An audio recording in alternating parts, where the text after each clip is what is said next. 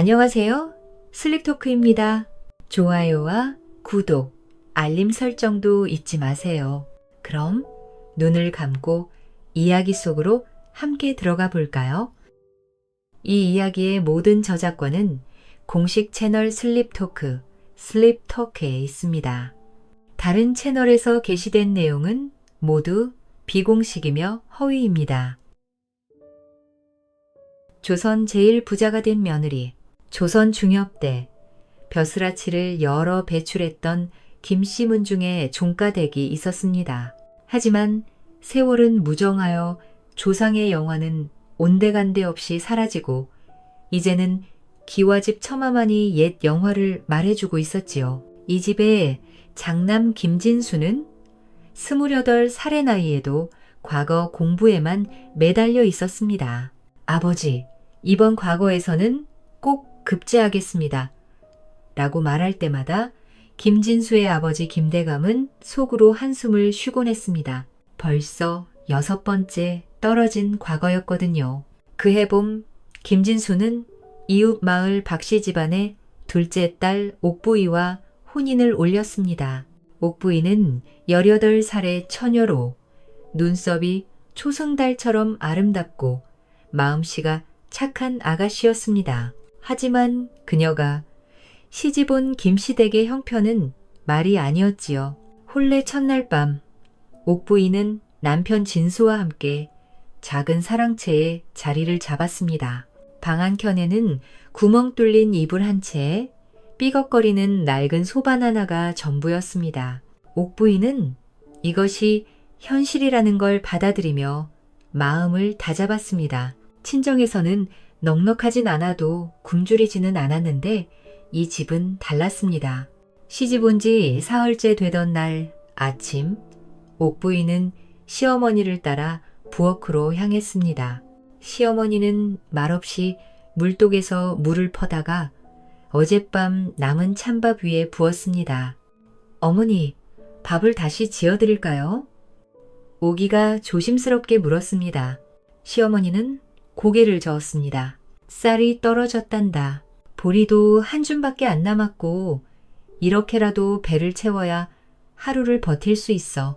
그때 시아버지가 부엌으로 들어오셨습니다. 김대감은 찬밥에 물을 말아 후루룩 드시며 말씀하셨습니다. 아휴, 우리 집이 이 모양이다. 미안하구나. 내가 이런 고생할 줄 알았다면. 옥부이의 눈가에 눈물이 맺혔습니다. 시아버지의 야윈 손이 떨리는 것을 보니 가슴이 미어지는 것 같았습니다. 이런 어른이 찬밥에 물을 말아 드셔야 하다니. 그날 밤 옥부인은 남편에게 말했습니다. 여보, 우리가 뭔가 해야겠어요. 이런 식으로는. 하지만 진수는 책만 펼쳐들고 대답했습니다. 과거만 급제하면 모든 게 해결돼. 참아줘. 장마철이 찾아왔습니다. 6월 말부터 시작된 장마는 보름째 계속되고 있었습니다. 김씨댁의 기와지붕 여러 곳이 깨져 빗물이 줄줄 새어들었습니다. 어머, 이걸 어쩌죠? 오기는 방 곳곳에 놓인 물동이들을 보며 탄식했습니다. 똑똑 똑똑. 떨어지는 빗방울 소리가 밤새도록 잠을 이루지 못하게 했습니다. 며칠 후 비는 더욱 심해져 안방 한가운데까지 흙탕물이 흘러 들어왔습니다. 시어머니는 젖은 이불을 들고 마당에서 어쩔 줄 몰라 했습니다. 어머니, 제가 도와드릴게요. 옥부인은 소매를 걷어붙이고 시어머니와 함께 물 퍼내기를 시작했습니다. 하지만 새는 곳이 한두 군데가 아니어서 물을 퍼내는 족족 또다시 빗물이 들어왔습니다. 그날 밤 온 식구가 마룻바닥에서 잠을 청해야 했습니다. 옥부인은 젖은 바닥에 누워 천장을 바라보며 생각했습니다. 이대로는 안 되겠어. 뭔가 해야만 해. 겨울이 되자 상황은 더욱 절망적이 되었습니다. 지붕의 구멍들로 찬바람이 숭숭 들어와 방 안이 바깥과 다를 바 없었습니다. 아궁이에 불을 지펴도 따뜻함은 금세 사라져 버렸습니다. 어느 추운 겨울밤, 시아버지가 감기 몸살로 끙끙 앓으셨습니다. 하지만 약값은 고사하고 따뜻한 차 한 잔 끓여드릴 것도 없었습니다. 옥부인은 자신의 혼수품 중 마지막 남은 비단저고리를 내다 파라 약을 사왔습니다. 오, 고맙구나. 정말 고마워. 시아버지는 약을 드시며 눈물을 흘리셨습니다. 그때 옥부인은 마음속 깊이 다짐했습니다. 이 집안을 일으켜 세우겠어. 어른들이 편히 계실 수 있도록, 남편이 마음 놓고 공부할 수 있도록 내가 뭔가 해보겠어. 집안의 빚은 날로 늘어갔습니다. 쌀 한 가마를 빌려와도 이자를 감당할 수 없어 더 큰 빚으로 이어지는 악순환이 계속되었습니다. 남편 진수는 여전히 책만 들여다보며 과거에 급제하면 이라는 말만 되풀이했습니다. 옥부인은 더 이상 기다릴 수 없다는 것을 깨달았습니다. 20살이 된 젊은 며느리는 이제 자신만의 길을 찾아야 한다고 마음먹었습니다. 그 길이 무엇인지는 아직 몰랐지만 분명히 있을 것이라고 믿었습니다. 이듬해 봄이 왔습니다. 옥부인은 22살이 되었고 가난은 더욱 깊어만 갔습니다. 하지만 절망 대신 그녀의 마음속에는 묘한 각오가 자리 잡고 있었습니다. 어느 날 아침 옥부인은 마당에서 빨래를 하며 하늘을 올려다봤습니다. 먹구름이 몰려오고 있었습니다. 또 비가 오겠구나. 사람들이 모두 집에만 틀어박혀 있겠어. 그때 문득 떠오른 생각이 있었습니다. 친정어머니가 해주셨던 말씀이었지요. 옥부나 남들이 싫어하는 것도 쓸모가 있으면 돈이 되는 법이다. 비가 와서 괴로워하는 사람이 많으면 그 비를 막아주는 것도 장사가 되는 거야. 옥부인은 헛간으로 달려갔습니다. 그곳에는 오래전부터 쌓여있던 집단들이 있었습니다. 비록 낡았지만 아직 쓸만했습니다. 어머니, 이 집으로 삿갓을 만들어도 될까요? 시어머니는 의아한 표정을 지었습니다. 갓을? 그걸 왜? 내다 팔아볼까 해서요. 장마철이면 사람들이 필요할 텐데요. 시어머니는 머뭇거렸습니다. 그런 걸 우리가 팔아도 될까? 우리는 양반 가문인데. 옥부인은 무릎을 꿇고 앉았습니다. 어머니, 양반이라는 체면이 밥 먹여주지는 않잖아요. 시아버님이 찬밥에 물 말아 드시는 것보다 제가 이런 걸 팔아서라도 따뜻한 밥 한 그릇 올려드리는 게 더 도리 아닐까요? 그 말에 시어머니의 마음이 움직였습니다. 사실 그녀도 이런 생활이 언제까지 계속될지 막막했거든요. 옥부인은 그날부터 집으로 사건 만들기에 매달렸습니다. 처음에는 서툴러서 모양이 우그러지기 일쑤였지만 며칠 지나니 제법 모양이 나왔습니다. 드디어 장마가 시작되었습니다. 7월 초순, 하늘이 뚫린 것처럼 비가 쏟아졌습니다. 옥부인은 만들어둔 갓 스스무개를 광주리에 담고 장터로 향했습니다. 사갓 사세요? 비 안 맞는 삿갓.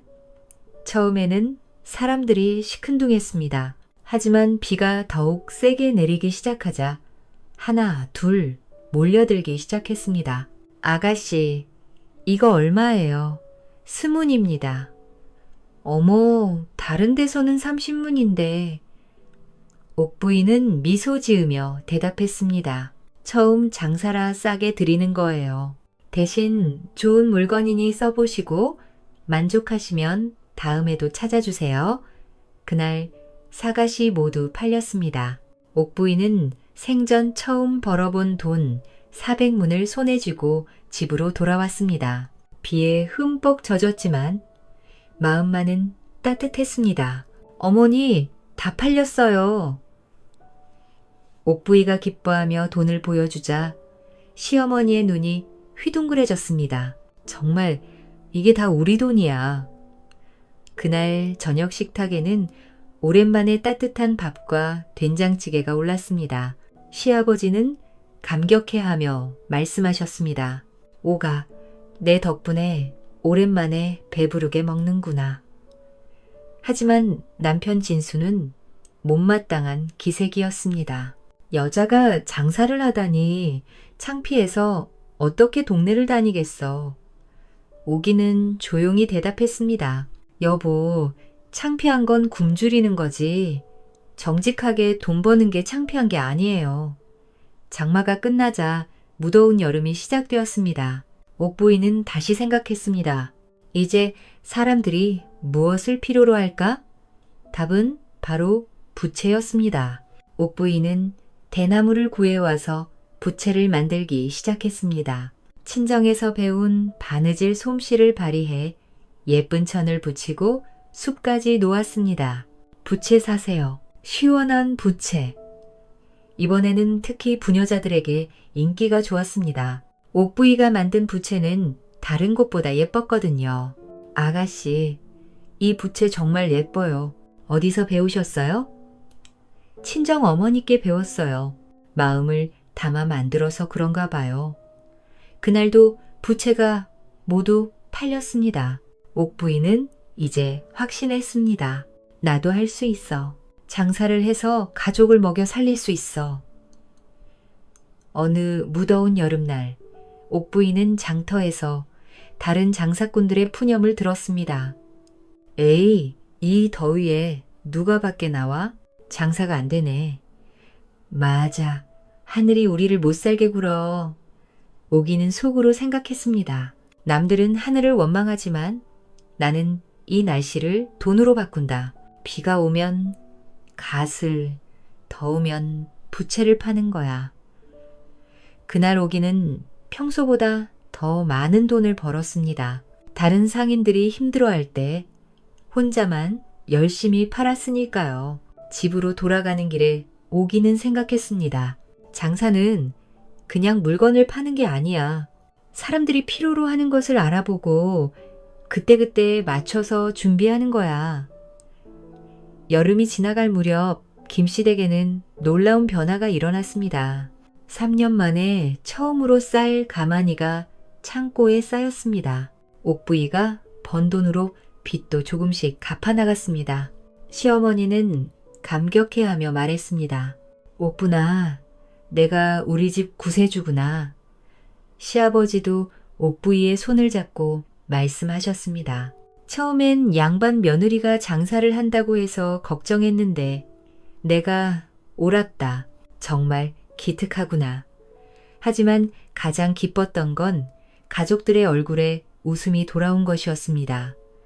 더 이상 끼니 걱정을 하지 않아도 되었고 시아버지도 몸이 한결 나아지셨습니다.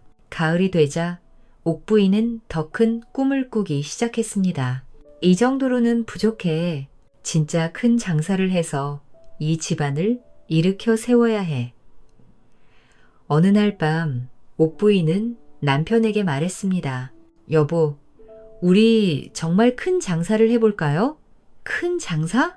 네, 지금까지는 그날그날 필요한 걸 만들어 팔았지만 이제는 미리 준비해서 큰 이익을 남길 수 있는 장사를 해보고 싶어요. 진수는 의아해했습니다. 그런 게 있어? 오기는 확신에 찬 목소리로 대답했습니다. 있어요? 제가 생각해낸 게 있어요. 겨울이 오면 시작해 볼 거예요. 그녀의 마음속에는 이미 큰 그림이 그려져 있었습니다. 지금까지의 작은 장사는 시작에 불과했습니다. 진짜 승부는 이제부터였습니다. 그의 겨울은 유난히 추웠습니다. 10월 말부터 시작된 추위는 12월에 들어서더니 더욱 혹독해졌습니다. 한강은 물론 작은 개울까지 모두 얼어붙었습니다. 다른 사람들은 추위에 떨며 춥다고 난리였지만 옥부이의 눈빛은 오히려 더욱 빛났습니다. 그녀가 기다린 기회가 온 것입니다. 어머니, 아버님, 제가 말씀드릴 게 있어요. 어느 날 저녁 온 가족이 둘러앉은 자리에서 옥부이가 입을 열었습니다. 얼음 장사를 해보려고 해요. 시아버지가 되묻으셨습니다. 얼음 장사? 네, 지금 이렇게 추우니까 강물이 꽁꽁 얼어 있잖아요. 이 얼음을 잘라내서 보관해 뒀다가 여름에 팔면 큰 돈을 벌 수 있을 거예요. 남편 진수가 코웃음을 쳤습니다. 얼음을 어떻게 여름까지 보관해? 보관만 되어도 다 녹을 텐데. 하지만 옥부인은 이미 다 계획을 세워놨습니다. 빙고를 만들 거예요. 마을에서 가장 서늘한 곳. 땅을 아주 깊이 파고 얼음을 넣은 다음 집과 완결을 켜이 덮으면 여름까지도 얼음을 보관할 수 있어요. 시어머니가 걱정스럽게 말했습니다. 그런 큰 일을 우리가 할 수 있을까? 혼자서는 안 되죠. 동네 사람들과 함께 해야 해요. 일당을 주고 사람들을 고용해서 얼음을 자르고 운반하고 보관하는 일을 하는 거예요. 시아버지가 고개를 저으셨습니다.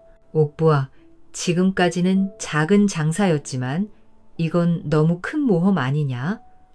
만약 실패하면? 실패하지 않을 거예요. 옥부이의 목소리에는 확신이 가득했습니다. 여름에 사람들이 얼마나 더위로 고생하는지 보셨잖아요. 차가운 물 한 모금, 얼음 한 조각이라도 있으면 얼마나 좋아하는지 제가 직접 봤어요. 다음 날부터 옥부인은 동네를 돌아다니며 사람들을 설득하기 시작했습니다. 영수 아저씨, 일자리 하나 생겼는데 해보실래요? 일자리요? 추운 겨울에 무슨 일을요? 얼음 자르는 일이에요. 하루에 100문씩 드릴게요. 영수는 눈이 휘둥그레졌습니다. 100문? 정말요? 네, 대신 힘들어요. 강에 나가서 얼음을 자르고 운반해야 하거든요. 그런 거야 뭐 돈만 제대로 주면 못할 게 없지. 이런 식으로 오기는 10명의 일꾼을 모았습니다. 모두 겨울에 할 일이 없어서 고민이던 사람들이었습니다. 하지만 처음에는 모두들 의아해했습니다. 정말 얼음이 돈이 될까? 여름까지 보관이 될까? 혹시 우리만 속는 거 아니야? 옥부인은 이런 의구심을 하나하나 설득했습니다. 여러분, 한양의 대갓집에서는 겨울에 얼음을 저장해뒀다가 여름에 쓰는 거 다들 아시잖아요? 우리도 그런 걸 해보는 거예요. 다만 우리는 팔아서 돈을 버는 거고요. 마침내 일이 시작되었습니다. 영하 10도까지 내려간 혹독한 추위 속에서 한강의 얼음 두께는 거의 한 자나 되었습니다. 자, 이제 시작합시다. 옥부이의 지휘하에 일꾼들이 강 위로 나갔습니다. 큰 톱으로 얼음을 네모하게 자르는 일은 생각보다 힘들었습니다. 아이고, 이거 진짜 힘드네. 그래도 돈 생각하고 힘내자. 오기도 치마를 걷어붙이고 함께 일했습니다. 여자라고 해서 빠지지 않고 앞장서서 일하는 모습에 일꾼들도 감동했습니다. 아가씨가 저렇게 열심히 하는데 우리가 빠질 수는 없지. 하루 종일 일해서 얼음백 덩어리를 잘라냈습니다. 각각 한자 네모 크기로 꽤 큰 얼음 덩어리들이었습니다. 얼음을 보관할 빙고 만들기는 더욱 큰 공사였습니다. 옥부인은 집 뒤편 언덕에 큰 구덩이를 파기로 했습니다. 여기서 3길 깊이로 파보세요. 3길이면 사람 키의 2배가 넘는데요. 깊이 파야 여름 더위도 이겨낼 수 있어요. 일꾼들은 땅이 꽁꽁 얼어서 파기가 쉽지 않았지만 불을 피워 땅을 녹이면서 조금씩 파들어갔습니다. 마침내 거대한 구덩이가 완성되었습니다. 그 안에 얼음을 차곡차곡 쌓고 층층이 집과 완결을 덮었습니다. 정말 이게 될까요? 일꾼들이 의아해했습니다. 옥부인은 자신있게 대답했습니다. 될 거예요. 제가 친정에서 이런 걸 본 적이 있거든요. 큰 상인들이 하는 방식이에요. 하지만 집안 분위기는 좋지 않았습니다. 남편 진수는 아예 집에 들어오기를 꺼려했습니다. 동네 사람들이 뭐라고 하는지 알아? 양반 며느리가 얼음 장수가 됐다고 난리야. 오기는 차분하게 대답했습니다. 여보, 사람들이 뭐라고 하든 상관없어요. 우리 가족이 굶주리지 않고 살 수 있다면 그걸로 좋게요. 시어머니도 걱정이 많았습니다. 오아, 이번엔 너무 큰 돈이 들어간 것 같아. 혹시 실패하면... 어머니, 저를 믿어주세요. 꼭 성공해서 우리 집안을 일으켜 세울게요. 시아버지만은 옥부인을 믿어주셨습니다. 내가 보기에 옥부인은 보통 여자가 아니다. 지금까지 한 번도 틀린 적이 없느냐. 겨울이 지나고 봄이 왔습니다. 날씨가 따뜻해지자 사람들이 하나둘 찾아와서 물었습니다. 얼음 어떻게 됐어요? 다 녹은 거 아니에요? 옥부인은 빈고를 열어 보였습니다. 놀랍게도 얼음이 그대로 있었습니다. 조금 작아지긴 했지만 여전히 단단하고 차가웠습니다. 어머, 정말 얼음이 있네. 신기하다. 어떻게 이런 일이... 사람들은 신기해하며 구경했지만 아직은 사갈 생각을 하지 않았습니다. 봄 날씨에는 얼음이 그리 필요하지 않았거든요. 5월이 되어도 마찬가지였습니다. 가끔 호기심에 구경하러 오는 사람들이 있을 뿐이었습니다. 남편 진수는 냉소적으로 말했습니다. 봐라, 아무도 사지 않잖아. 괜히 돈만 날린 거야. 하지만 옥부인은 흔들리지 않았습니다. 기다려요. 여름이 되면 달라질 거예요. 드디어 6월 말 본격적인 더위가 시작되었습니다. 연일 계속되는 무더위에 사람들은 지쳐갔습니다. 그때 옥부인이 장터에 나타났습니다. 수레에 얼음 한 덩어리를 올려놓고 외치기 시작했습니다. 얼음 사세요. 시원한 얼음. 사람들이 하나둘 몰려들기 시작했습니다. 정말 얼음이네. 이 더위에 어디서 얼음을 겨울에 저장해 둔 거래요. 정말 시원해요. 한 아주머니가 망설이다가 물었습니다. 얼마예요? 한 덩어리에 50문입니다. 50문? 좀 비싸네. 그때 옥부인이 얼음을 작은 조각으로 깨트려 보였습니다. 이렇게 작은 조각으로도 팔 수 있어요. 10문짜리도 있고요. 첫 손님이 10문어치를 샀습니다. 차가운 얼음을 입에 넣자 시원함이 온몸에 퍼졌습니다. 아, 정말 시원하다. 너무 좋네요. 그 모습을 본 다른 사람들도 하나둘 사기 시작했습니다. 첫날 얼음 장사는 대성공이었습니다. 하루 만에 얼음 5덩어리가 모두 팔렸습니다. 다음 날에는 더 많은 사람들이 몰려왔습니다. 어제 얼음 드신 분이 너무 좋다고 하시더라고요. 정말 여름에 얼음을 먹을 수 있다니 신기해요. 다른 데서는 구할 수 없는 거죠. 오기는 미소 지으며 대답했습니다. 우리만 하고 있어요. 겨울에 미리 준비한 덕분이에요. 소문은 빠르게 퍼졌습니다. 며칠 지나자 다른 마을에서도 사람들이 찾아왔습니다. 얼음 있다고 들었는데요? 네, 있어요. 얼마나 필요하세요? 일주일이 지나자 놀라운 일이 벌어졌습니다. 인근 양반댁의 하인이 찾아온 것입니다. 저희 주인 어른께서 얼음을 좀 사고 싶다고 하시는데요. 옥부인은 정중하게 대답했습니다. 얼마나 필요하신지요? 10덩어리 정도요. 값은 얼마나 하나요? 한 덩어리에 50문이니까 500문입니다. 하인은 주저없이 돈을 꺼냈습니다. 여기 은자 2양입니다. 거스름 돈은 괜찮으니까 좋은 얼음으로 주세요. 은자 2양. 그것은 옥부인이 한 달 동안 작은 장사를 해서 벌던 돈의 몇 배나 되는 거액이었습니다. 그날부터 양반댁들의 주문이 줄을 이었습니다.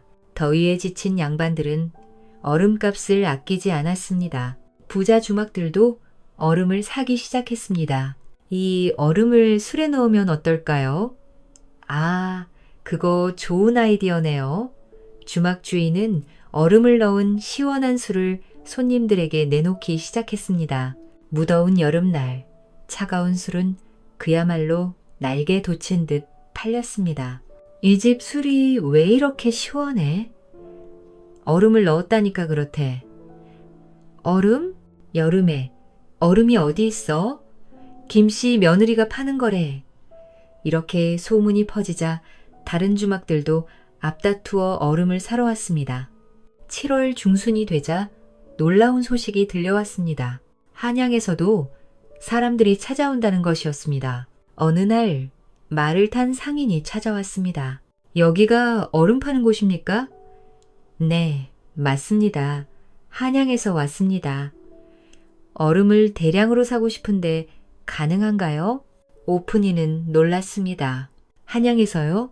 어떻게 여기까지 소문이 자자해요? 여름에 얼음을 파는 집이 있다고 해서 직접 와봤습니다. 그 상인은 한 번에 100덩어리를 주문했습니다.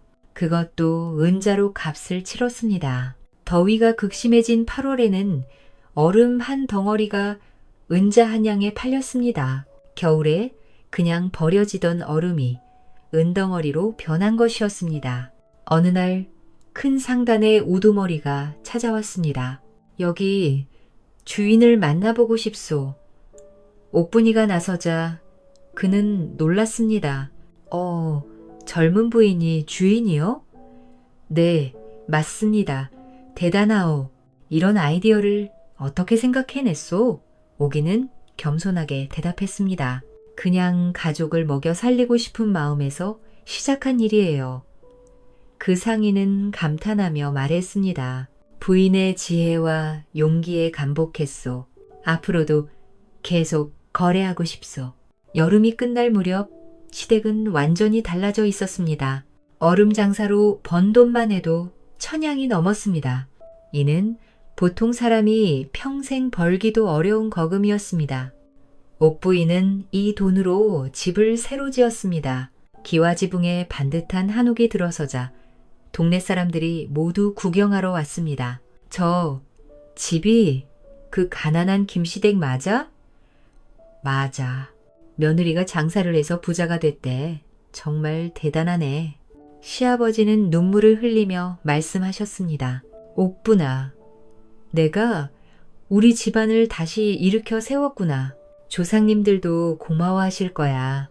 시어머니도 감격해서 옥부이의 손을 잡고 말했습니다. 내가 처음엔 장사한다고 할 때 걱정했는데 내가 오왔구나. 정말 고맙다. 가을이 되자 옥부이의 명성은 전국에 알려졌습니다. 각지에서 사람들이 찾아와 얼음 보관법을 배우려고 했습니다. 부인, 어떻게 하면 얼음을 여름까지 보관할 수 있습니까? 비법이 있다면 가르쳐 주세요.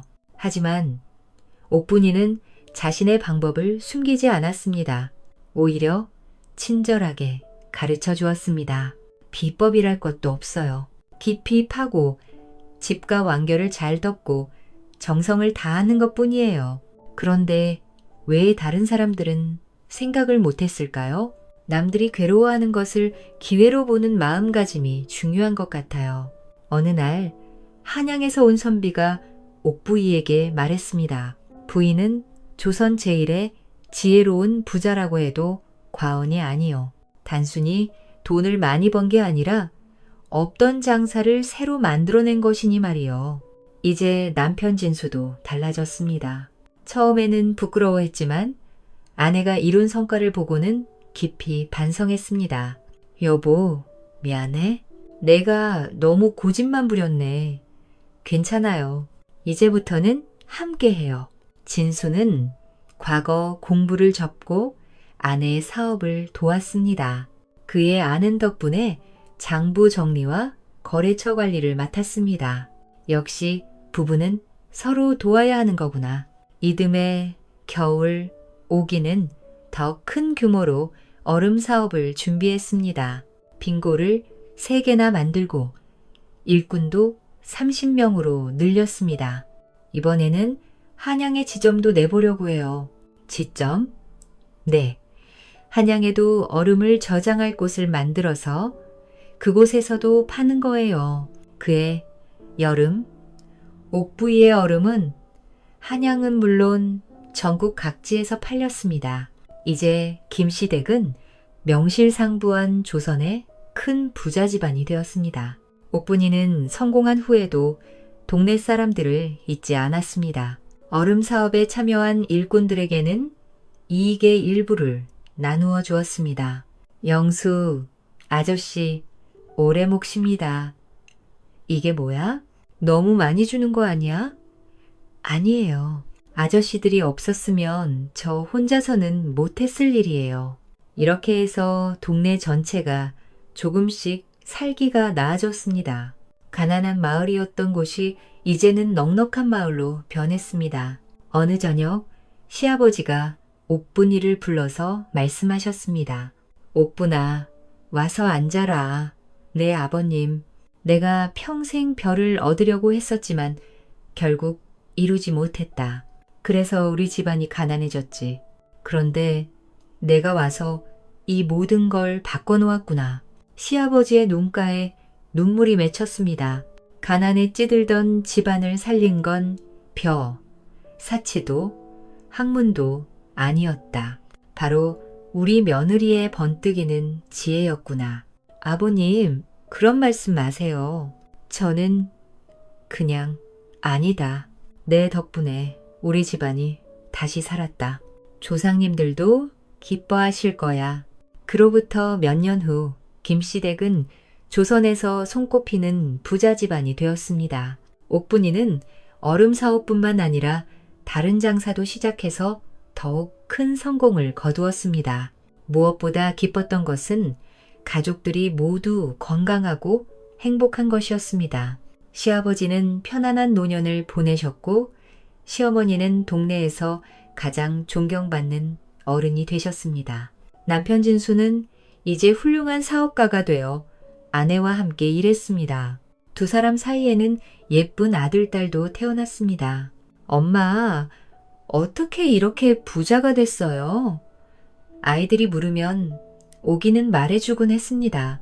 남들이 어려워할 때 도움이 되는 일을 생각해내고 포기하지 않고 끝까지 해내는 거야. 어느 여름 저녁 시원한 얼음물을 마시며 온 가족이 마당에 앉아 있었습니다. 시아버지가 만족스럽게 말씀하셨습니다. 이 모든 게 꿈만 같구나. 몇 년 전까지만 해도 찬밥에 물 말아 먹던 우리가 오기는 미소 지으며 대답했습니다. 아버님, 꿈이 아니에요. 우리가 함께 일으킨 현실이에요. 그렇게 가난한 집에 시집 온 며느리는 지혜와 용기로 조선제일의 부자가 되어 온 가족과 함께 행복하게 살았답니다.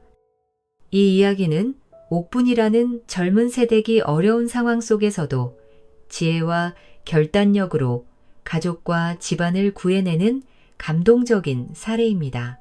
비록 김씨 집안은 명문 가문 출신임에도 불구하고 가난과 어려움에 처해 있었지만 옥분은 이를 기회로 삼아 작은 장사부터 시작하여 점차 아이디어와 근면으로 큰 성공을 이루었습니다. 그녀의 행동은 단순한 생계 수단을 넘어 창의적이고 현실적인 문제 해결 능력, 그리고 사회적 편견을 넘어서는 용기를 보여줍니다. 이 이야기를 통해 우리는 어려움 속에서도 기회를 발견하고 끈기와 창의성을 발휘하며 자신과 가족을 위해 적극적으로 행동하는 것이 얼마나 중요한지, 그리고 여성 또한 가정과 사회에서 중요한 변화를 이끌 수 있다는 교훈을 배울 수 있습니다. 북청의 첫 물장수, 만복 이야기. 조선 철종 연간 삼청동 골짜기엔 물맛좋기로 소문난 약수터 하나가 있었다. 초여름 새벽이면 안개가 소복이 깔리고 졸졸 흐르는 샘물 소리만이 골짜기를 감돌았다. 그 물을 퍼다 장터며 기방, 양반대까지 나르던 사내가 있었으니 그가 바로 북청 출신의 물장수 만복이라 하였다. 25 나이. 얼굴은 수려하고 키는 장정. 둘보다 컸고 어깨는 멍석보다 넓었다. 항상 흰 머리띠를 상투 및 이마에 맺으며 물지개를 맬 때마다 팔뚝에 선 힘줄이 장터 여인들의 눈을 떼지 못하게 만들었다. 무엇보다 입가에 걸린 그 첫 연덕스러운 웃음은 차가운 물보다 더 시원하게 사람 속을 풀어주었다.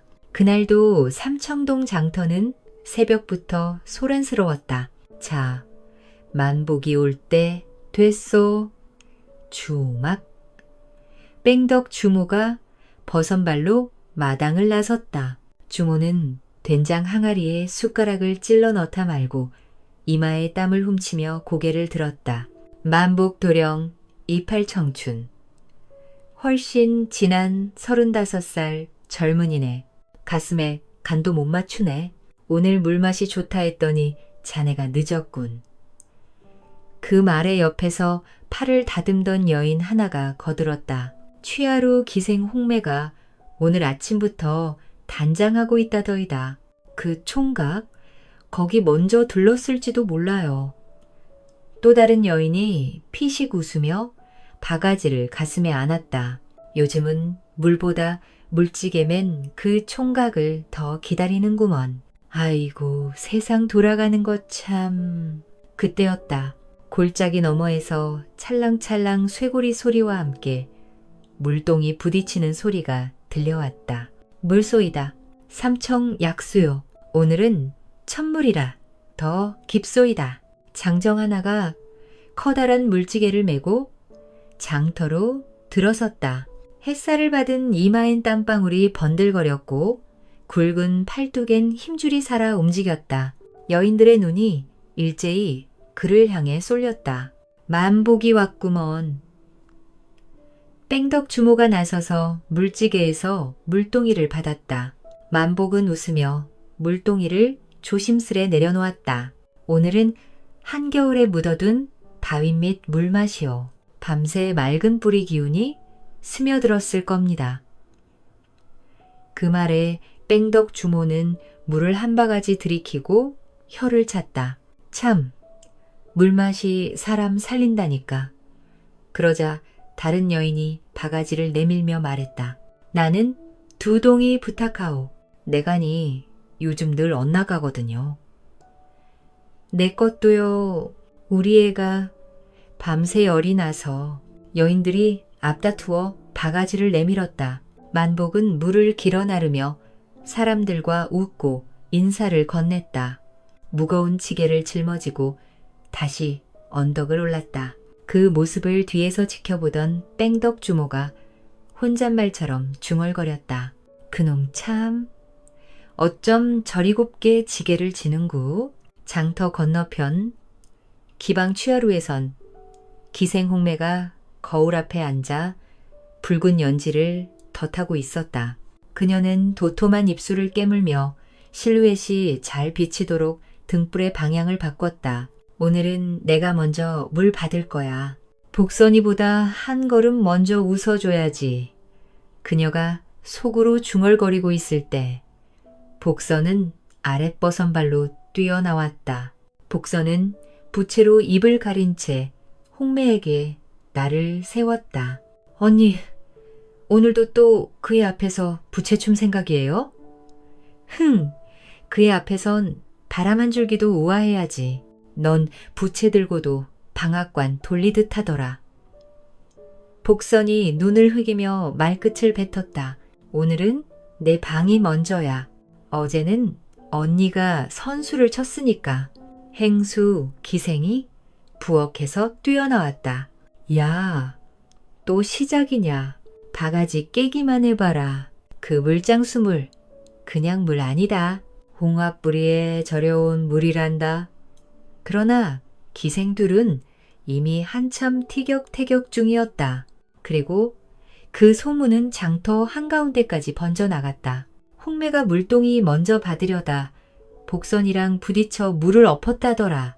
그것도 물장수 앞에서 치맛자락 걸려 넘어진 거래.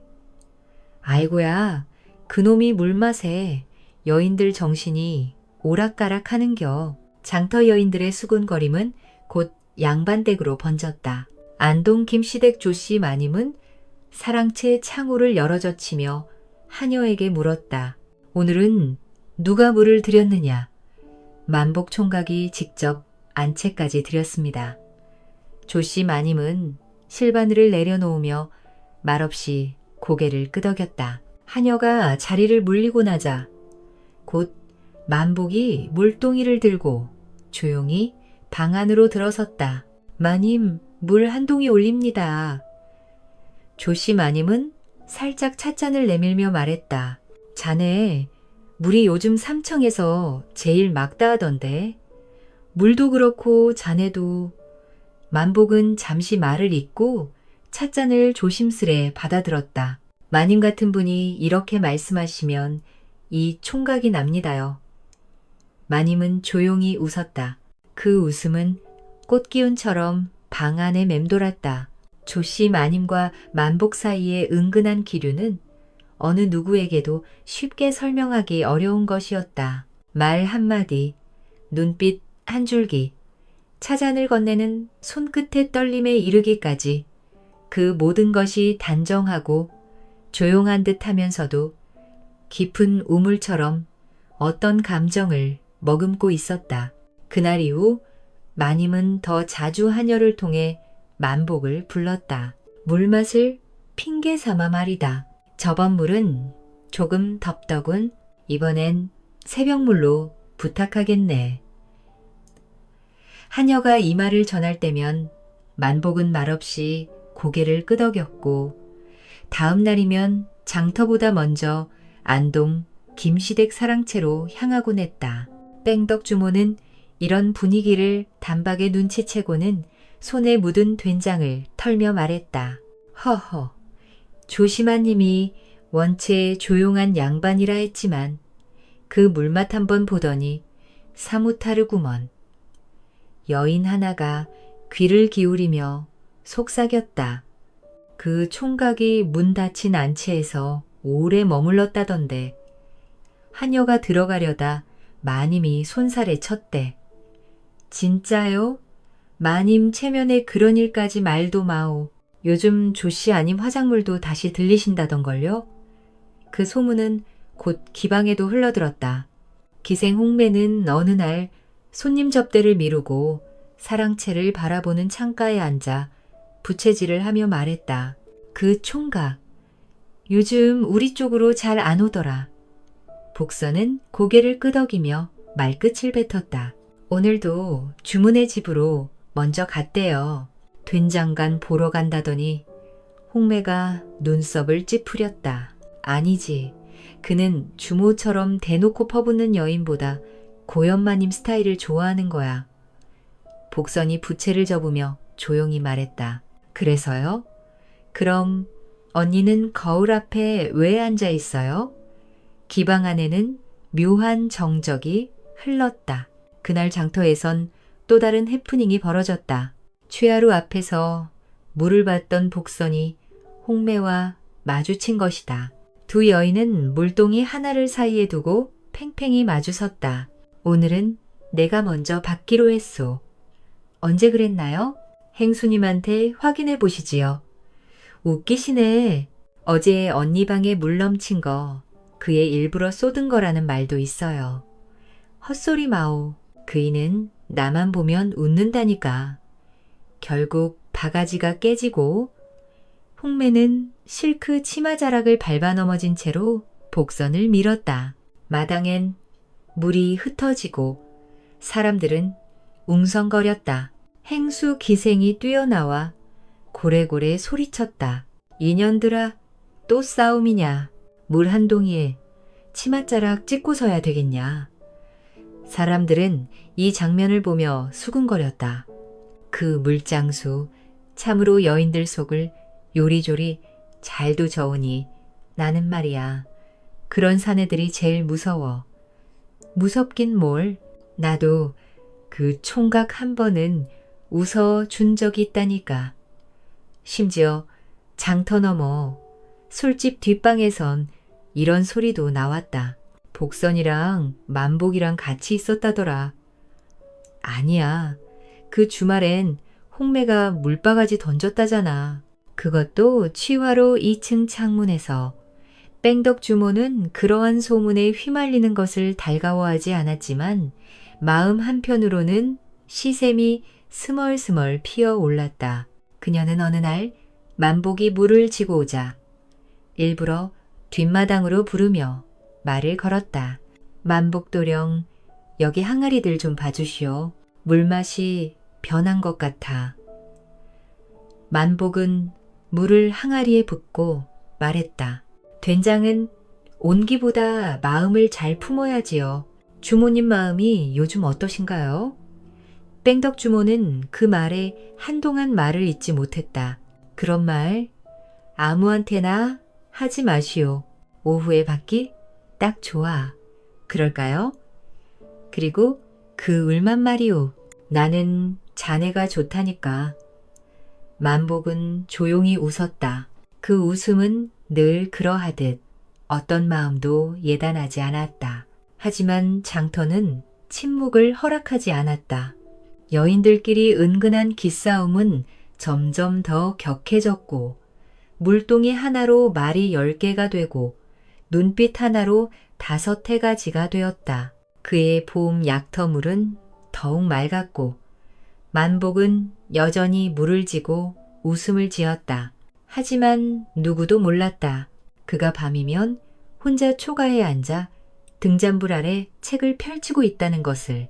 그는 여인들의 웃음 뒤에서 조용히 붓을 들고 글씨를 익혔다. 물은 낮은 대로 흐른다. 낮을수록 더 멀리 간다.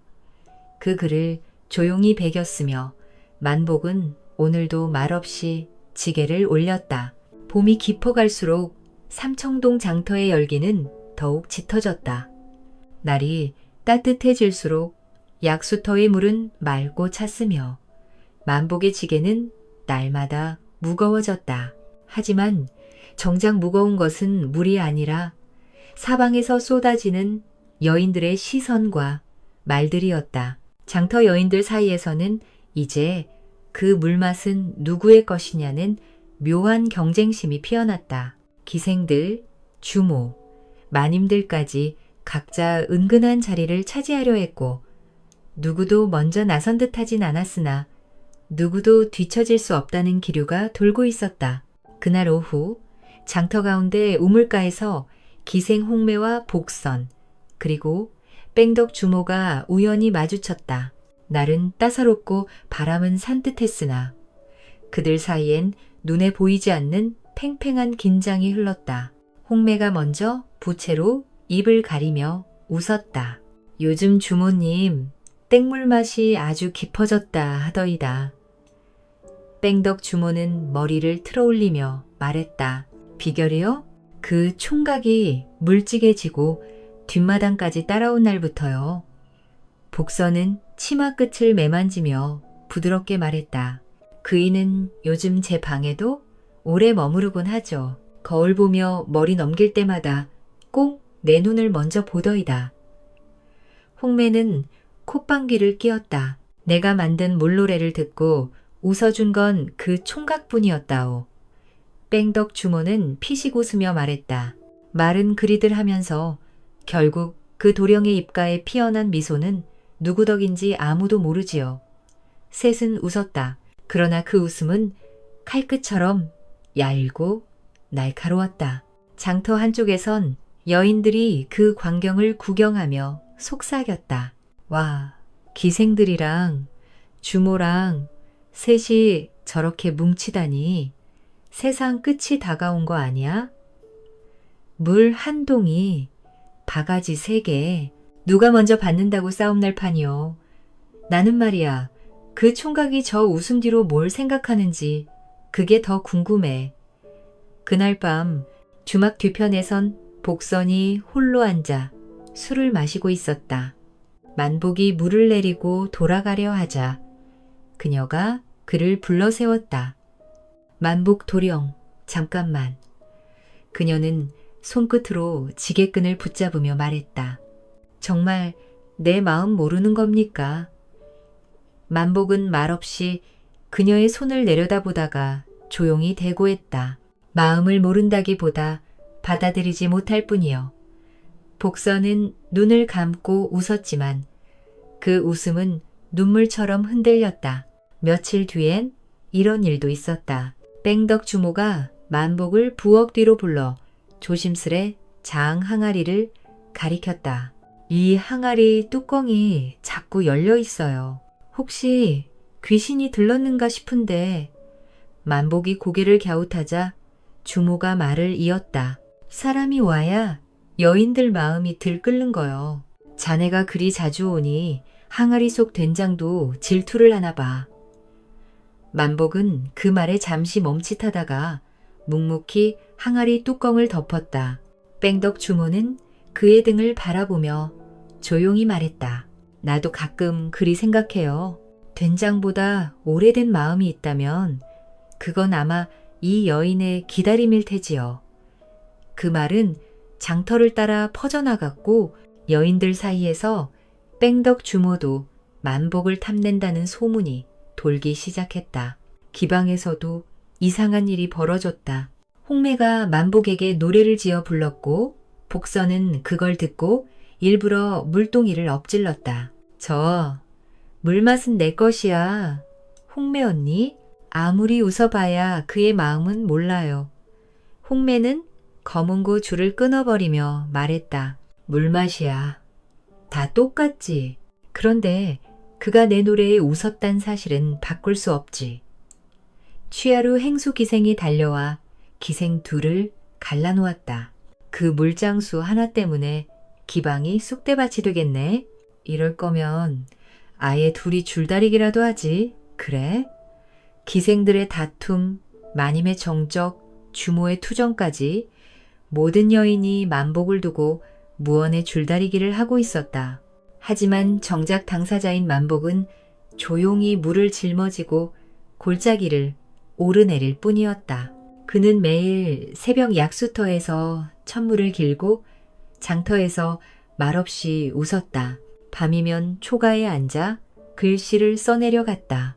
달빛이 고요히 마당을 비추고 봉숭아 한 송이가 조용히 흔들리고 있었다. 삼청동의 봄 기운이 완연히 퍼지던 날, 장터에선 물보다 더 뜨거운 것이 돌고 있었다. 그건 다름 아닌 말이었다. 말은 입을 타고 눈빛을 넘고 마음에 들러붙어 바가지보다도 무겁게 가슴을 눌렀다. 그 중심엔 언제나처럼 만복이 있었다. 그날도 만복은 해가 뜨기 전 약수터에 도착해 천물 2동이를 길었다. 언제나처럼 지게에 동이를 얹고 언덕을 넘으며 스스로에게 말했다. 이 물은 맑고 내 마음도 그래야지.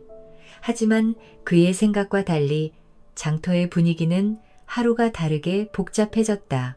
기방 취하루에서는 기생 홍매가 새로 들여온 비단 치마를 입고 검은고 앞에 앉아 있었다. 그녀는 손끝으로 현을 튕기며 중얼거렸다. 오늘은 그네 노래를 들을까? 아, 복선이 치매의 시선이 꽂힐까? 아랫방에선 복선이 구불구불한 손글씨로 뭔가를 적고 있었다. 그녀는 매화꽃잎 몇 장을 봉투에 넣으며 중얼거렸다. 이번엔 분명히 내 마음이 닿을 거야.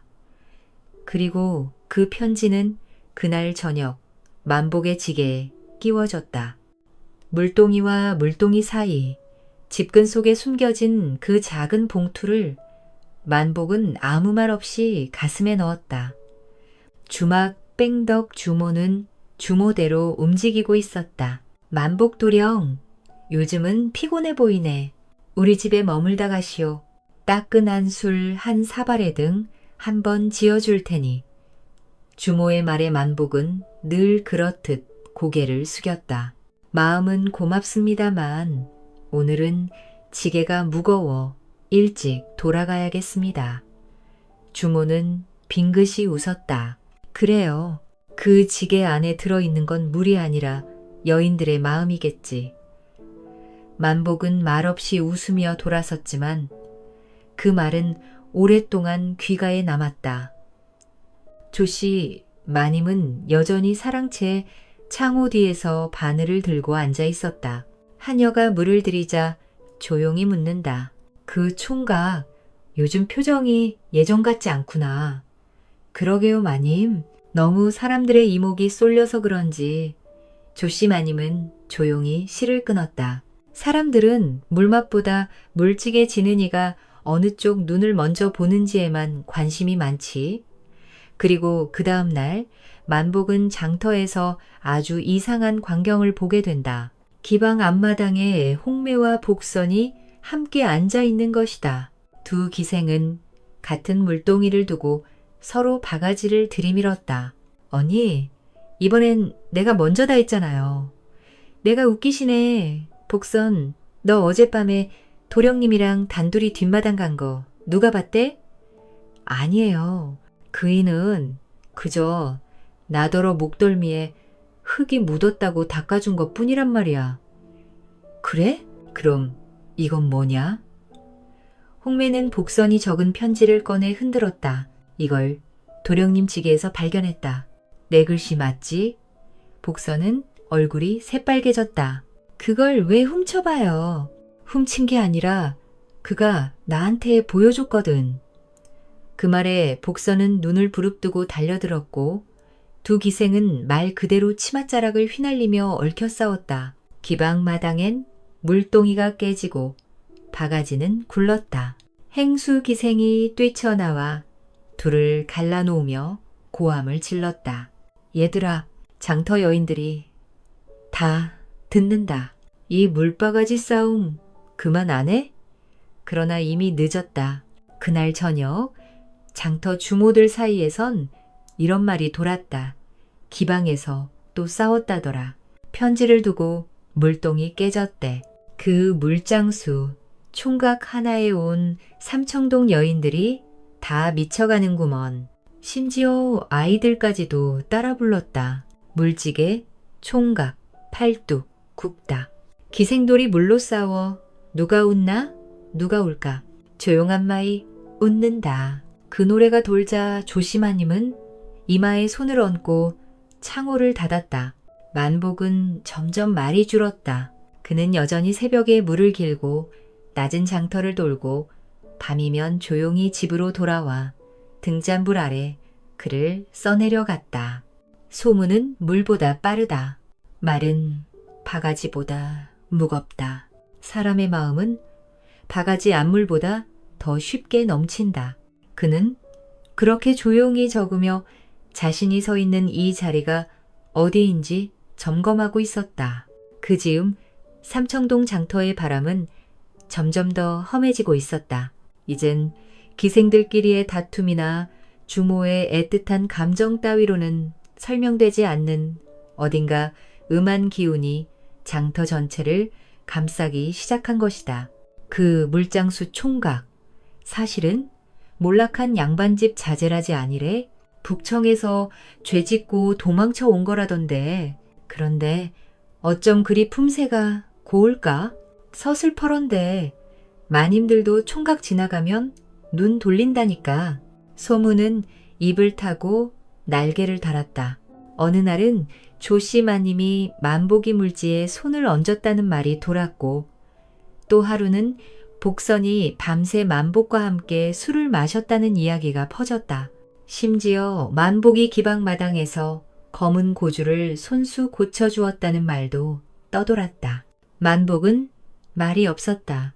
그는 변함없이 새벽에 약수터를 찾고 물을 지고 언덕을 넘었으며 장터를 한 바퀴 돌고 나면 저녁엔 조용히 초가에 앉아 붓을 들었다. 그러던 중 조씨, 마님의 마음도 흔들리기 시작했다. 그녀는 창호 너머로 바느질을 하며 하녀에게 물었다. 요즘 장터 여인들 말이 많다구나. 예, 마님, 북청물 장수 총각을 두고 싸우다 다쳤다는 말도 들립니다. 그 총각, 불편하지는 않은가요?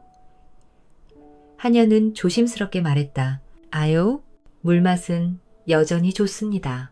다만 요즘 그 총각 표정이 예전 같지 않다고들 하더이다. 조씨마님은 침을 꿰던 바늘을 멈추고 창밖을 바라보았다. 봄볕이 따스하게 내리쬐었지만 그녀의 마음속엔 어딘가 흐릿한 그림자가 드리워졌다. 그 무렵 주막에서는 술자리가 유난히 길어졌다. 뺑덕 주모는 마치 무언가 결심한 듯 만복을 붙들고 술을 따랐다. 만복 도령, 나 말이여. 만복이 조심스럽게 고개를 들었다. 예, 주모님. 나는 자네 처음 봤을 때부터 알아봤소. 이 총각 보통 아니구나 하고 그는 대꾸하지 않았다. 주모는 손에 든 술잔을 들키고는 이 말을 짚었다. 이 나이에 이런 말 하긴 부끄럽지만 내 마음이 한쪽이 허전한데 자네가 채워줬던 것 같소. 사람들이 뭐라 하든 내 마음은 진심이야. 이제라도 내 옆에 있어주면 안 되겠어. 만복은 한참을 침묵하다 고개를 들고 말했다. 주모님, 마음은 감사합니다. 하지만 전 그는 그 말을 끝맺지 않았다. 대신 천천히 자리에서 일어나 지게를 다시 메었다. 주모는 만복의 뒷모습을 오래도록 바라보다 혼잣말처럼 중얼거렸다. 지게에 물만 담은 게 아니었구먼. 그 무렵 기방에선 복선이 행수기생 앞에서 울고 있었다. 그는 아무 말도 안 해요. 내가 뭘 해도 그냥 웃기만 해요. 행수기생은 고개를 저으며 말했다. 그 총각은 글쎄다 무심한 듯 하면서도 아주 단단한 산내지. 그래서 더 미워요. 복선은 눈물을 훔치며 문 밖을 나갔다. 그리고 며칠 뒤 기방벽에 피로 쓴 듯한 글귀가 적혔다. 그 물맛은 누구의 것이냐? 누가 썼는지 알 수 없었지만 모두가 그것이 누구를 향한 것인지 알 수 있었다. 그날 밤 만복은 초가 마당에 홀로 앉아 있었다. 지게를 벗은 어깨가 지쳐 있었고 등에는 흙먼지가 묻어 있었다. 그는 등잔불 아래 붓을 들고 글을 써 내려갔다. 나는 그저 물을 퍼 나를 뿐 누구의 것도 되지 않으려 한다. 하지만 모두의 것인 채로 남기도 어렵다. 그는 붓을 멈추고 천천히 불을 껐다. 그 순간 어딘가로부터 희미한 노랫소리가 들려왔다. 홍매였다. 그녀는 혼자 취화로 2층에서 노래를 부르고 있었다. 그 소리는 가느다랗고 슬펐으며 마치 물결처럼 만복의 마음을 일렁이게 했다. 그는 창밖을 바라보며 조용히 혼잣말을 했다. 흐르는 물은 멈추지 않는다. 흔들리더라도 흘러야 막다. 초여름에 삼청동 골짜기 해 뜨기 전에 산 공기는 늘 차고 잎새 사이로 흘러드는 바람은 새벽 냄새를 담고 있었다. 만복은 익숙한 걸음으로 약수터를 향하고 있었다. 지게에는 텅 빈 물동이 둘, 어깨는 늘 그렇듯 묵직했다. 하지만 그날은 어딘가 달랐다. 걸음이 괜히 무겁고 입술이 바짝 마르고 가슴 속에 알 수 없는 기척이 감돌았다. 물길이 심상치 않다 싶을 때면 꼭 뭔가 일이 생겼다. 약수터에 다다른 그는 주변의 공기를 먼저 살폈다. 그리고 곧 자신의 예감이 틀리지 않았음을 깨달았다. 소나무 그늘 아래 젖은 풀잎 위로 연봉 치마자락이 흐트러져 있었다. 그 아래엔 한 여인이 조용히 쓰러져 있었다. 만복은 얼떨결에 달려갔다. 이보시오. 괜찮으시오? 여인은 눈을 감은 채 흰 저고리 아래로 간푼 순결만 토해내고 있었다. 만복은 물동이를 내려놓고 급히 자신의 외투를 벗어 덮어주었다. 그리곤 약수 한 바가지를 떠 조심스레 그녀의 입술을 적셨다. 한참을 지나서야 여인의 입술이 미세하게 떨리며 천천히 눈이 떠졌다. 여긴 어디입니까? 목소리는 작았지만 기품 있는 억양이었다. 삼청 약수터입니다. 이 골짜기 끝이지요. 당신은 물을 지는 사람입니다. 북청에서 내려온 박만복이라 하지요. 그녀는 한참 침묵하더니 힘겹게 입을 열었다. 정동 강대감 별당의 종부였던 정의와라 하오. 그 순간 만복은 눈빛이 멎는 듯했다. 정동 강대감. 조정에서도 손꼽히는 권세가였고 그의 별당 종부라면 정말 함부로 다룰 수 없는 인물이었다. 어찌 이 골짜기에 이화는 길게 숨을 내쉬었다. 소박 맞았소. 열애를 살아도 자식 하나 못 나왔다는 이유로 시댁에서 내쳐졌소. 짐 하나 없이 하루 종일 빈속으로 떠돌아다니다가 쓰러졌던 모양이요. 그녀는 체념 섞인 목소리로 말을 맺었다. 만복은 더 묻지 않았다. 그저 조용히 말했다. 지금은 그 모든 이름보다 그대의 안위가 먼저요. 일어나실 수 있겠소? 이화는 그의 손을 빌려 몸을 일으켰다.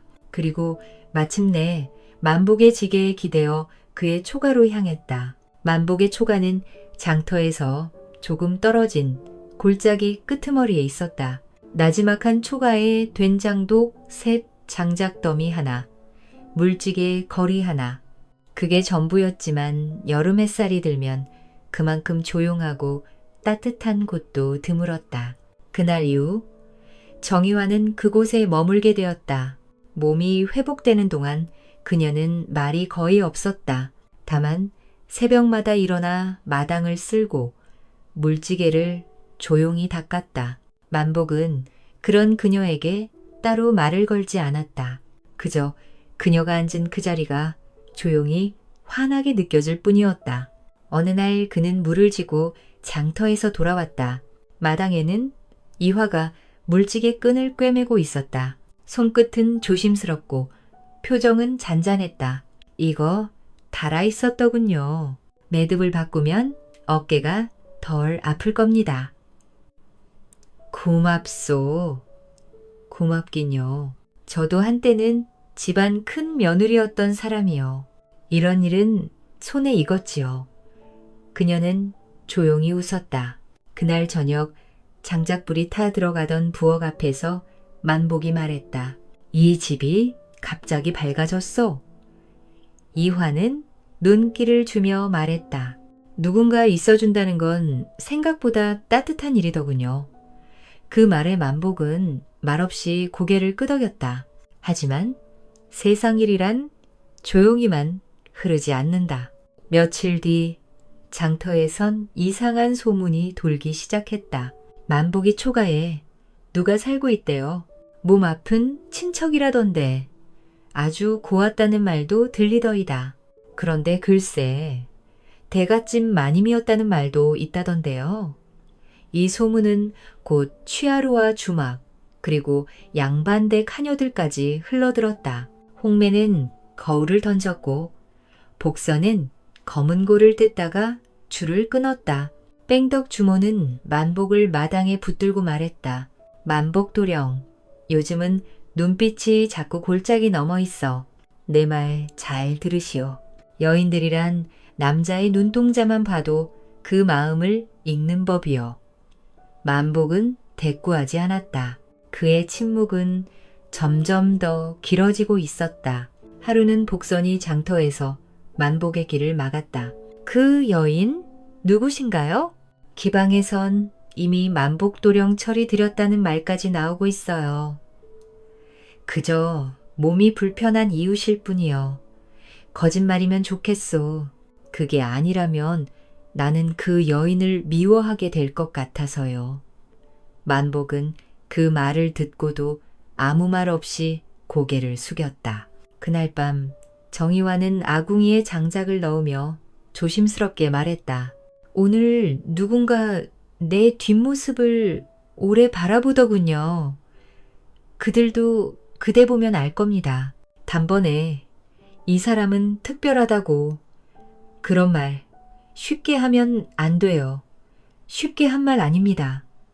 이화는 고개를 떨궜고 만복은 그저 조용히 마당을 내려다보았다. 달빛 아래 두 사람의 그림자는 천천히 겹쳐지고 있었다. 장터는 날이 갈수록 더운 기운과 수군거림으로 가득했다. 이제 만복 총각이 아니라 그 여인과 같이 사는 총각이라는 말이 더 익숙해질 정도였다. 취하루에선 기생들이 여름 모여 앉아 담소를 나누는 척하며 이화에 대한 온갖 험담을 쏟아냈다. 홍매는 부채를 펄럭이며 말했다. 북청 도령이야. 그대로 당하신 거지. 그 여인 정씨 아님이라며? 정동 강대감 종부자리에서 쫓겨난 사람이라잖아. 복선은 씁쓸하게 술잔을 들며 중얼거렸다. 그 사람이 그런 큰 댁에서 나왔다는 게 믿기지 않아. 말도 조용하고 눈빛도 낮아.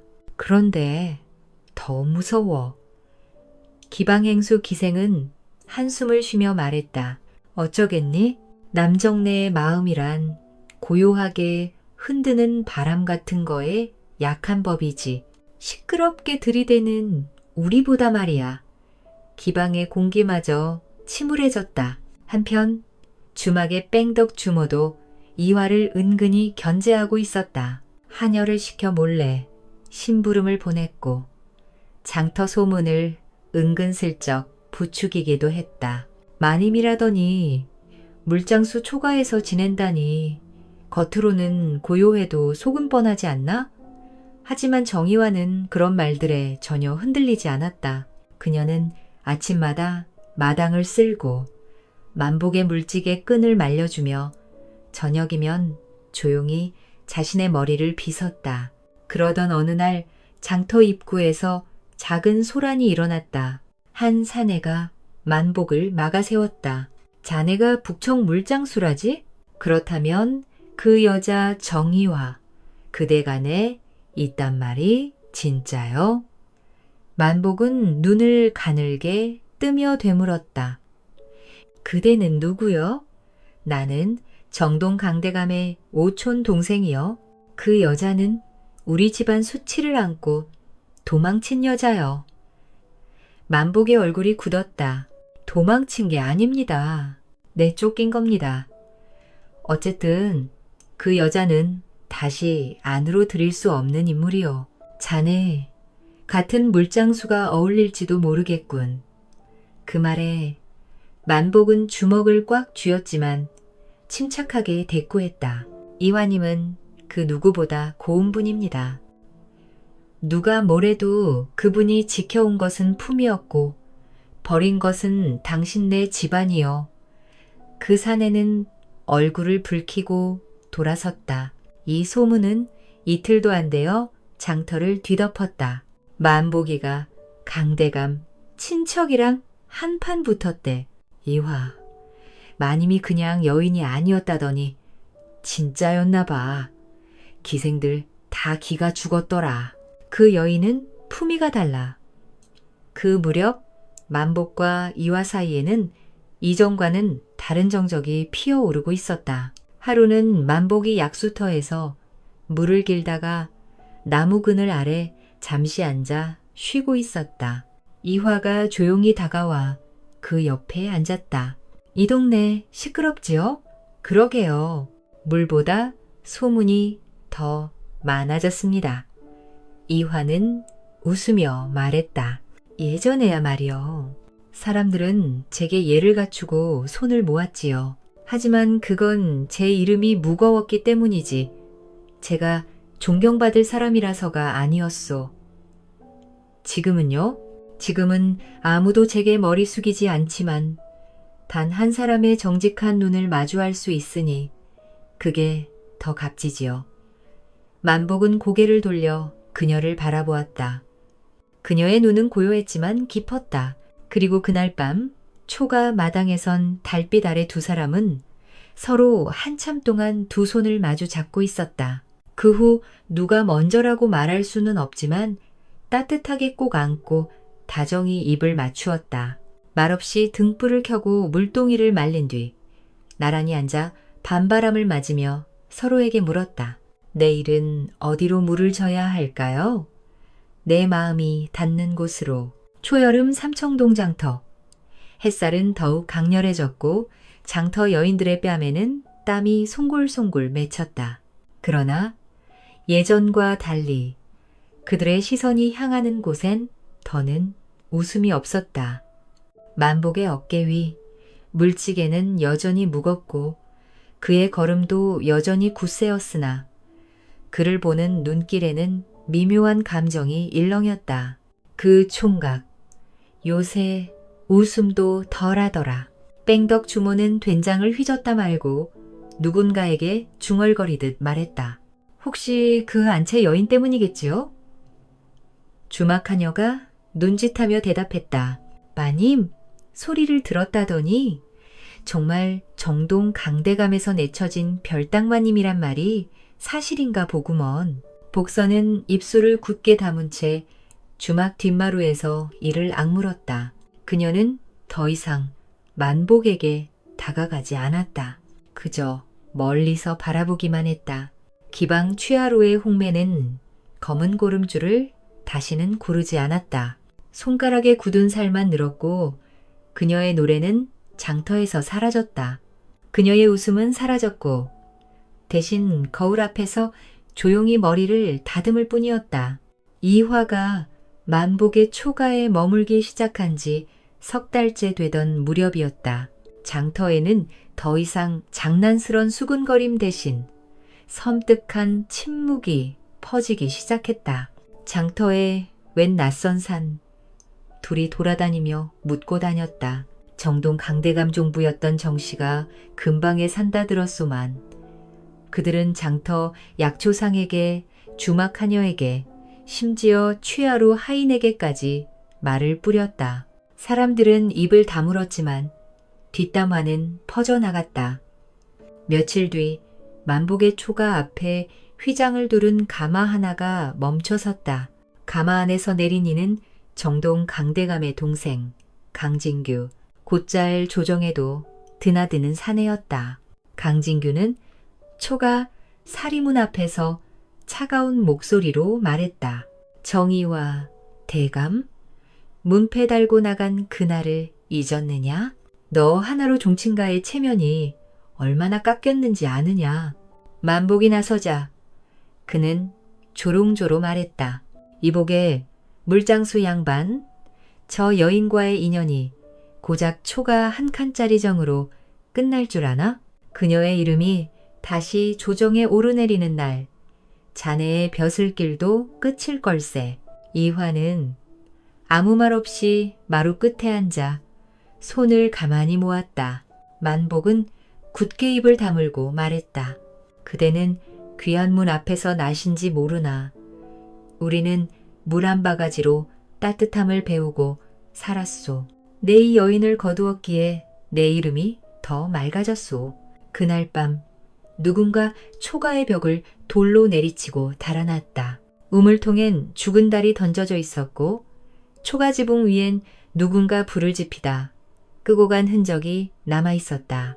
주막 뺑덕 주모가 몰래 찾아와 말했다. 만복도령, 이건 강대감댁의 경고가 틀림없소. 정동 강대감댁은 말 한마디면 관리 선어쯤 옮길 수 있는 힘이 있지요. 그제야 이화는 손에 쥐고 있던 침판을 내려놓으며 말했다. 만복도령님, 이제 이곳을 떠납시다. 제 그릇이 작아 당신을 삼청동에 묶어둔 죄를 이제 갚아야 할 것 같습니다. 만복은 조용히 고개를 끄덕였다. 그날 밤 초가의 등불은 꺼지지 않았다. 두 사람은 나란히 앉아 마루 끝에서 삼청동의 골짜기를 바라보았다. 이 골짜기의 물은 더는 막지 않소. 그러는 대로 우리도 떠나야 할 때요. 그대가 이곳에서 어떤 눈초리를 받고 있는지 나도 느끼고 있어. 만복은 조용히 말했다. 이화는 고개를 들지 않고 말했다. 나 때문이지요. 당신이 괜한 오해를 받게 된 것이 아니요. 그대가 아니었다면 난 여태껏 그냥 물만 나르며 살았을 거요. 만복은 이마에 흰띠를 풀어 바닥에 내려놓았다. 내일 새벽 첫물을 뜨는 그 시간에 떠납시다. 아무 말도 남기지 말고 누구에게도 이별 인사하지 말고. 그 말에 이화는 잠시 입을 다물었다. 그리고 조용히 대답했다. 좋아요. 이 골짜기보다 더 낮고 고요한 곳이 있다면 그곳에서 살고 싶었소. 새벽 삼청동 약수터에 물 한 개가 내려앉았다. 만복은 물지개에 작은 보퉁이 하나를 올렸고 이화는 검은 도포 안에 소중한 바느질 꾸러미 하나를 안았다. 그들은 약수터를 지나 골짜기를 벗어나 조용히 걸음을 옮겼다. 누구도 배웅하지 않았고 누구도 그들을 불러세우지 않았다. 그저 삼청동 장터 구석에서 복선이 문틈 사이로 지게 끝을 바라보았고 홍매는 문풍지를 떨며 검은 고름을 껴놓았다. 뺑덕 주모는 찌개를 끓이던 국자를 식탁에 내려놓고 한참 동안 불을 바라보았다. 다 버렸군. 뺑덕 주모는 그렇게 혼잣말을 했다. 수일이 지난 뒤 북청 만복이가 살던 낡은 기와집에 두 사람은 도착했다. 좀 허름하오. 괜찮겠어? 만복이 물었고 이화는 미소 지었다. 이 집은 벽보다 마음이 넓어 보여요. 문지방보다 숨이 쉬기 쉬운 집이요. 그들은 함께 살림을 꾸렸다. 원래 조상 대대로 내려오는 전답에서 농사를 지으며 마을 훈장이 되어 아이들에게 글을 가르쳤고 이화는 남편과 농사를 같이 하며 알뜰하게 살림했다. 풍족하지는 않았지만 행복한 세월을 함께했다. 이후 만복과 이화는 아들 셋을 두었다. 자식 농사도 잘 지어 두 아들은 과거에 급제해 각각 형조 참의와 병조랑으로 막내는 의근 부도사로 조정에 올랐다고 전해진다. 이 이야기는 조선시대 사회의 신분과 질투, 경쟁을 잘 보여준다. 만복의 외모와 명성은 많은 사람들의 관심을 끌었지만 동시에 탐욕과 질투를 불러일으켜 사회적 갈등을 초래했다. 그러나 만복과 이화는 서로의 진심과 인격을 존중하며 세상의 허영과 신분적 장벽을 벗어나 소박한 삶 속에서 진정한 행복을 찾는다. 이로써 우리는 진정한 사랑은 모든 편견과 장애물을 넘어설 수 있으며 인격과 선행을 소중히 여기는 삶이 진정한 행복을 가져온다는 교훈을 얻을 수 있다. 또한 허영과 경쟁보다는 겸손하고 소박한 삶이 더 큰 만족과 평화를 준다는 점도 시사한다.